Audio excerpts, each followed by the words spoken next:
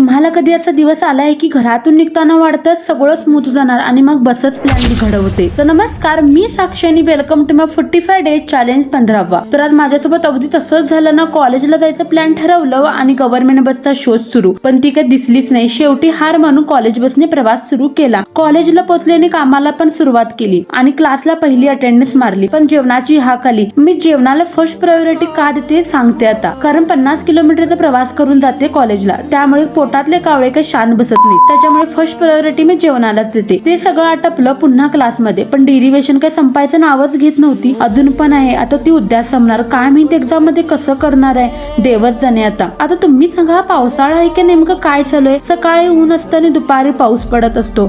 मला तर वाटायला गेस द सीझन चॅलेंज चालू आहे की काय. सगळं संपवलं आणि मग शेवटी घरचा प्रवास सुरू. सीबीटीला गेले. इथं तर असं वाटतंय मला दुसऱ्या ग्रहात आले की काय. कसं बस एकदा आले घरी आणि मग घरचा प्रवास चालू. पण असं कसं सांगेल, ही गोष्ट इथं संपली नाहीये. उरलेलं उद्या सांगते, तोपर्यंत फॉलो करा.